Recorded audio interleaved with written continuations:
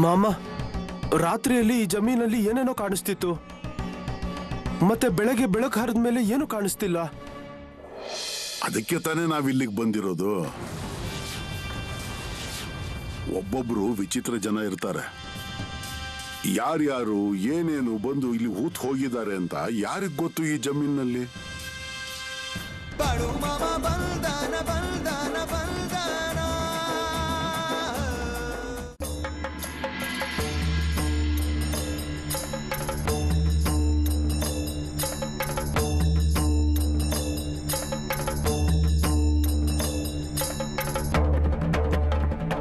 ಮಾಮ,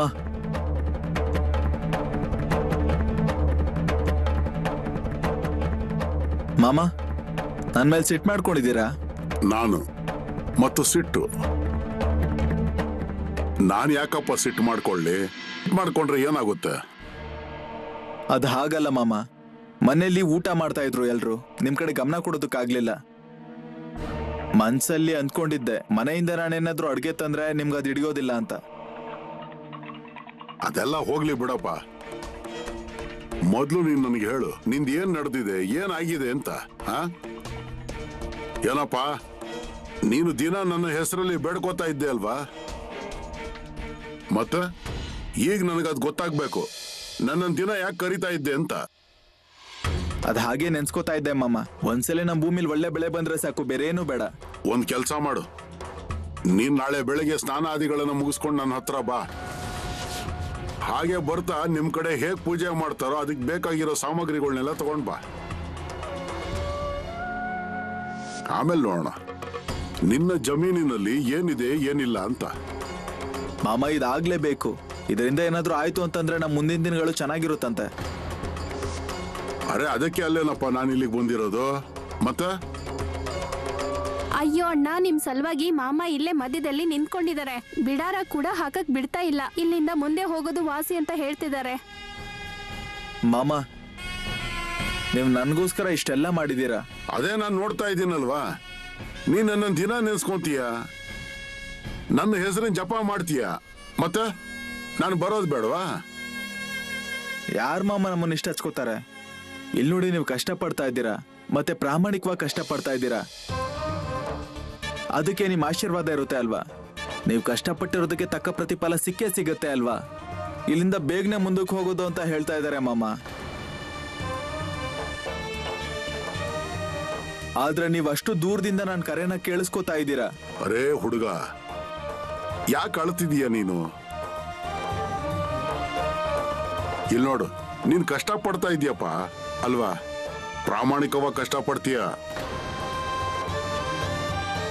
ಮತ್ತೆ ಅದಕ್ಕೆ ನನ್ನ ಆಶೀರ್ವಾದ ಇರುತ್ತಲ್ವಾ? ಇಲ್ಲಿ ನೋಡು, ಎಲ್ಲವೂ ಚೆನ್ನಾಗಾಗುತ್ತೆ. ನೀನ್ ಎಷ್ಟು ಕಷ್ಟ ಪಡ್ತಿದೀಯೋ ಅದ್ರ ತಕ್ಕ ಫಲ ನಿನಗೆ ಸಿಕ್ಕೇ ಸಿಗುತ್ತೆ.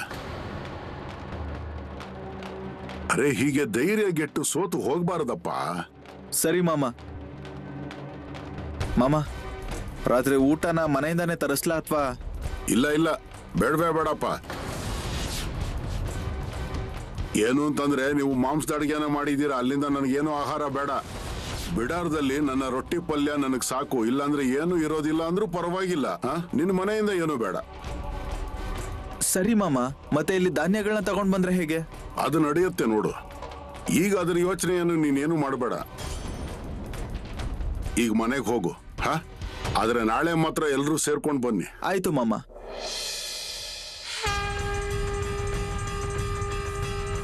ಹೊರಡು.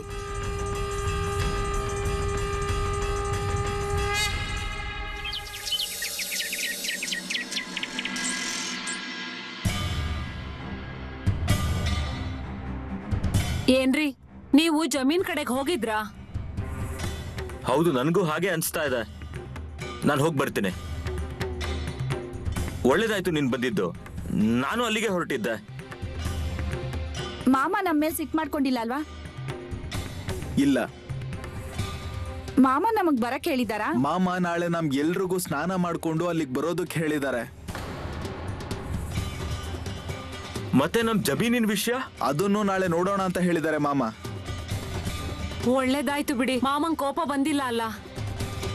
ಮತ್ತೆ ಅವರಾಗೆ ಕರೆದಿದ್ದಾರೆ. ಹೌದು, ಅವರು ನಮ್ಗೋಸ್ಕರ ಇಲ್ಲಿಗೆ ಬಂದಿದ್ದಾರೆ ಅನ್ಸುತ್ತೆ.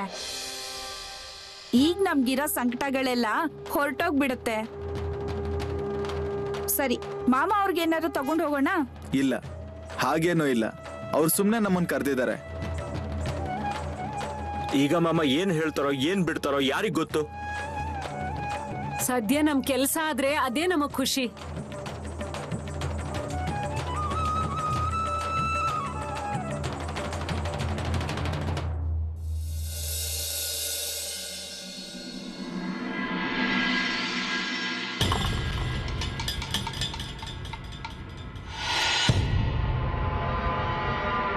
ಮಾಮ, ನಮ್ಗೆ ಇದೇನೋ ಅರ್ಥ ಆಗ್ತಿಲ್ಲ ನೋಡಿ ಮಾಮ.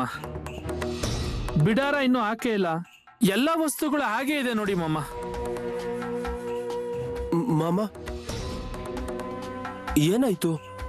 ನೀವೇನು ಮಾತಾಡ್ತಿಲ್ಲ? ಧೂಪ ಹಾಕಿದ್ದೀರೇನಪ್ಪ? ಆದ್ರೆ ಮಾಮ, ನಾವು ಬಿಡಾರ ಹಾಕಿದೀವಿ. ಅದಕ್ಕೆ ಬಿಡಾರ ಹಾಕುವ ಸಂಬಂಧ ಏನಿದೆ? ಹಾ, ಸಂಜೆ ಆಯ್ತು ಅಲ್ವಾ? ಜಾನುವಾರುಗಳು ಇರೋ ಕಡೆ ದೀಪ ಹಚ್ಚಿ ಧೂಪ ಹಾಕಬೇಕು. ಆಯ್ತು ಮಾಮ. ಏಯ್, ಇದು ವಿಷ್ಣುವಿನ ಜಮೀನಲ್ವಾ? ಹೌದು ಮಾಮ, ನಾವು ಅವ್ರ ಜಮೀನಲ್ಲೇ ಕೂತ್ಕೊಂಡಿದ್ದೀವಿ. ಮಾಮ, ಇಲ್ಲಿ ಬರೀ ಪಾಳ್ ಭೂಮಿ ಇದೆ, ಬೆಳೆ ಇಲ್ಲ, ಏನಿಲ್ಲ. ಇಲ್ಲಿ ನೀರಿನ ವ್ಯವಸ್ಥೆ ಕೂಡ ಇಲ್ಲ. ಹಾಗಲ್ಲ, ಇದಕ್ಕೆ ಬೇರೆ ಕಾರಣನೇ ಇದೆ. ಎಂಥದ್ದು ಮಾಮ?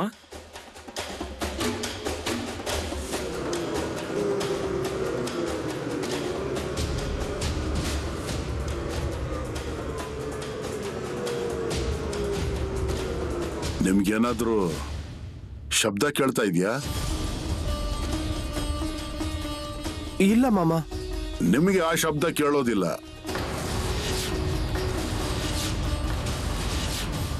ಆದ್ರೆ ಅಲ್ಲಿ ನೋಡಿ, ನಿಮ್ಗೇನಾದ್ರೂ ಕಾಣ್ತಿದ್ಯಾ? ಅದು ಅಲ್ಲಿ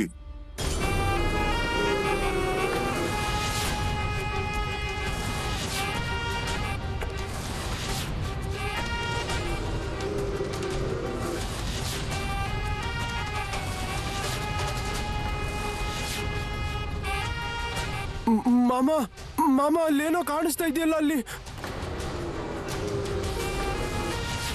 ಹೌದ್ ಮಾಮ, ಅಲ್ಲಿ ಏನೋ ಬಿಳಿ ಬಿಳಿಯಾಗಿದೆ. ಈಗ ಮತ್ತೊಮ್ಮೆ ಅದನ್ನು ಸರಿಯಾಗಿ ನೋಡಿ.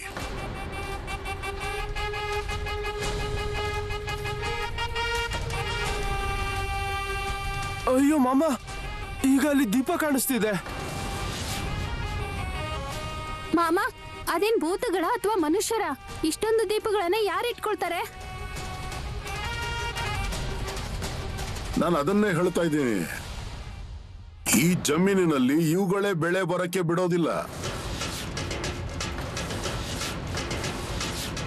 ಬಾಧಿತವಾಗಿದೆ ಈ ಜಮೀನು. ಅದಕ್ಕೇನ ಮಾಮ ನೀವು ನಮ್ಮನ್ನ ನಾಳೆ ಕರೆದಿದ್ದು?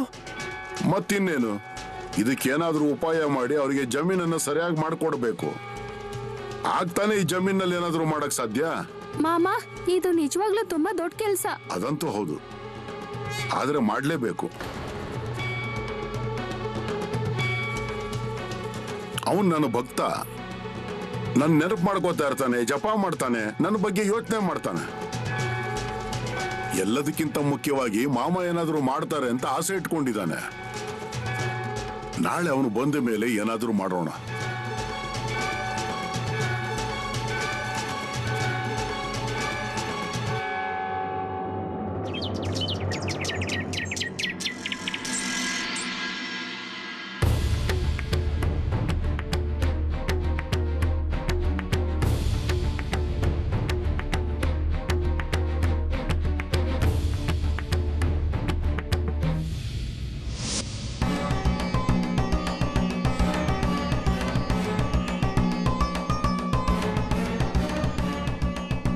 ಮಾಮ, ರಾತ್ರಿಯಲ್ಲಿ ಈ ಜಮೀನಲ್ಲಿ ಏನೇನೋ ಕಾಣಿಸ್ತಿತ್ತು, ಮತ್ತೆ ಬೆಳಗ್ಗೆ ಬೆಳಕು ಹರಿದ ಮೇಲೆ ಏನು ಕಾಣಿಸ್ತಿಲ್ಲ. ಅದಕ್ಕೆ ತಾನೇ ನಾವಿಲ್ಲಿಗೆ ಬಂದಿರೋದು. ಒಬ್ಬೊಬ್ರು ವಿಚಿತ್ರ ಜನ ಇರ್ತಾರೆ. ಯಾರ್ಯಾರು ಏನೇನು ಬಂದು ಇಲ್ಲಿ ಹೂತ್ ಹೋಗಿದ್ದಾರೆ ಅಂತ ಯಾರಿಗ್ ಗೊತ್ತು ಈ ಜಮೀನಲ್ಲಿ? ಯಾರಿಗಾದ್ರೂ ಕೆಳಗಡೆ ತುಳಿಬೇಕು ಅಂತಂದ್ರೆ ಜನ ಯಾವ ಹಂತಕ್ಕಾದ್ರೂ ಹೋಗ್ತಾರೆ. ಮತ್ತೆ ಪಾಪ ವಿಷ್ಣುಗೆ ಇದೆಲ್ಲ ಗೊತ್ತೇ ಆಗಿಲ್ಲ. ಅವನ ಹತ್ತಿರದ ಜನನೇ ಅವನಿಗೆ ಅಪಾಯ ಮಾಡ್ತಾ ಇದ್ದಾರೆ. ಮಾಮ ನೀವು ಬಂದಿದ್ದೀರಾ ಅಂತ ಗೊತ್ತಾದ್ರೂ ಆಗ್ತಾ ಇದೆ, ಇಲ್ಲಾಂದ್ರೆ ಅವ್ರು ಏನ್ ಮಾಡ್ಬೇಕಾಗಿತ್ತು? ಅದ್ ಹೇಗಂದ್ರೆ ಮಗಳೇ, ಯಾರ ಮೇಲೆ ದೇವರ ಅಥವಾ ಸಂತರ ಕೃಪೆ ಇರುವುದಿಲ್ವೋ, ಇರೋದೆಲ್ಲ ಕಳ್ಕೊಂಡು ಇಲ್ದೇ ಇರೋ ಹಾಗೆ ಆಗೋದಕ್ಕೆ ಎಷ್ಟು ಸಮಯ ಬೇಕಾಗುತ್ತೆ? ಈ ಜಗತ್ತು ನಾವು ಏನ್ ನೋಡ್ತಾ ಇದೀವಲ್ಲ, ಇದೇನು ಅಷ್ಟು ಸರಳವಾಗಿರೋದಲ್ಲ. ನಮ್ಗೆ ಎಷ್ಟು ಕಾಣಿಸುತ್ತೋ ಅಷ್ಟೇ ಜಗತ್ತಲ್ಲ, ಅದ್ರ ಹಿಂದೆನೂ ಸಾಕಷ್ಟು ಇದೆ. ಅದನ್ನೆಲ್ಲ ತಿಳಿಸಿ ಹೇಳಬೇಕು ಅಂತಂದ್ರೆ ಸುಲಭ ಅಲ್ಲಮ್ಮ, ಕಷ್ಟನೇ. ಮಾಮ, ಇದರಲ್ಲಿ ನಮ್ಗೆ ಏನು ಗೊತ್ತಾಗೋದಿಲ್ಲ ನೋಡಿ. ಮಾಮ ನೀವಿದ್ದೀರಾ ಅಂತ ನಮ್ಮೆಲ್ರಿಗೂ ಆಧಾರ ಇದೆ. ಮುಂದೆ ಏನಾಗುತ್ತೆ ಅನ್ನೋದು ನಮ್ಗೆ ಏನ್ ಗೊತ್ತಾಗುತ್ತೆ ಹೇಳಿ? ಆ ಕಾರಣಕ್ಕೆ ನಾವು ನಿಮ್ ಜೊತೆನೆ ಇರ್ತೀವಿ. ನಮಗ್ ಬೆಳಕು ತೋರಿಸ್ತೀರಾ, ಸರಿಯಾದ ದಾರಿ ತೋರಿಸ್ತೀರಾ. ಮಾಮ, ನಾನು ಯಾವಾಗಿಂದ ನೋಡ್ತಾ ಇದ್ದೀನಿ, ನೀವು ಬಿಡಾರಕ್ಕೆ ಬರೋ ಜನರು ಎಲ್ಲರ ಕೆಲಸನೂ ಮಾಡ್ಕೊಡ್ತೀರಾ. ಮೊದಲು ಅವ್ರ ಪರಿಸ್ಥಿತಿ ಹೇಗಿರ್ತಿತ್ತು ಅಂತ, ನಂತರ ಇಲ್ಲಿಗೆ ಬಂದ್ಮೇಲೆ ಎಷ್ಟು ಚೆನ್ನಾಗಿ ಆಗ್ತಿತ್ತು ಅಂತ, ಅದನ್ನೆಲ್ಲ ನಾನೇ ನನ್ನ ಕಣ್ಣಾರ ನೋಡಿದ್ದೀನಿ ಮಾಮ. ಎಷ್ಟೋ ವರ್ಷಗಳಾದವು ನಾನು ಹೀಗೆ ಕುರಿಗಳನ್ನ ಕರ್ಕೊಂಡು ಓಡಾಡ್ತಾ ಇದ್ದೀನಿ. ಹೀಗೆ ಮುಂದುವರಿಯುತ್ತೆ. ತುಂಬಾನೇ ದಿನ ಆಯ್ತು, ಸಾಕಷ್ಟು ನಡೆದಿದ್ದೀನಿ, ತುಂಬಾ ಜನರನ್ನ ಭೇಟಿ ಮಾಡಿದ್ದೇನೆ. ಈಗ ಅದೆಲ್ಲ ನನಗೆ ನೆನಪಿಲ್ಲ. ಹೀಗೆ ನಡೀತಾ ಇರ್ಬೇಕಪ್ಪ. ಎಲ್ಲ ಸರಿ ಕೇಳ್ರಪ್ಪ, ವಿಷ್ಣು ಮತ್ತು ಅವ್ರ ಮನೆಯವ್ರು ಈಗ ಬರಬಹುದು. ಅವ್ರ ಕೆಲಸನ ಮಾಡೋಣ. ಈ ಜಮೀನನ್ನು ಎಲ್ಲ ತೊಂದರೆಯಿಂದ ಮುಕ್ತ ಮಾಡೋಣ. ಅವನು ಕೊಟ್ಬಿಡೋಣ, ಮತ್ತೆ ನಾವಿಲ್ಲಿಂದ ಮುಂದೆ ಹೋಗೋಣ. ಆಯ್ತು ಮಾಮ. ಸರಿ, ಮತ್ತೆ ನಡೀರಿ, ಎಲ್ಲ ಕೆಲಸಗಳನ್ನ ಮುಗಿಸ್ಬಿಡೋಣ.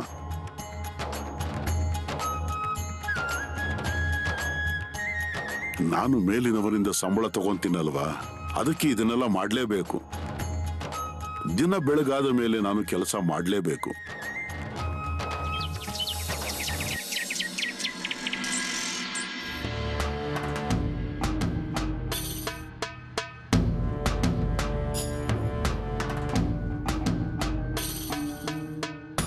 ಮಾಮ, ನೀವ್ ಹೇಳ್ದಾಗೆ ಸ್ನಾನ ಮಾಡಿ ಮಡಿಯಾಗಿ ಬಂದಿದ್ದೀವಿ. ಹಾಗೆ ಪೂಜೆ ಸಾಮಾನು ತಂದಿದೀವಿ ಮಾಮ. ಸರಿ, ಒಳ್ಳೇದಾಯ್ತು ಅಂತನ್ನಿ. ಮಾಮ, ಈಗೇನ್ ಮಾಡೋದು? ಈಗ ಒಂದು ಕೆಲಸ ಮಾಡಿ, ಈ ಜಮೀನಿನ ಪೂಜೆಯನ್ನ ಮಾಡಿ, ತೆಂಗಿನಕಾಯಿ ಹೊಡಿರಿ, ಹೂಗಳಿಂದ ಪೂಜೆ ಮಾಡಿ, ಮತ್ತೆ ಕೈ ಮುಗಿದು ಮನಸ್ಸಿನಿಂದ ಪ್ರಾರ್ಥನೆ ಮಾಡಿಕೊಳ್ಳಿ, ಎಲ್ಲ ತೊಂದರೆಗಳು ಕಳೆದು ಹೋಗ್ಲಿ ಅಂತ. ಆಯ್ತು ಮಾಮ. ಬನ್ನಿ.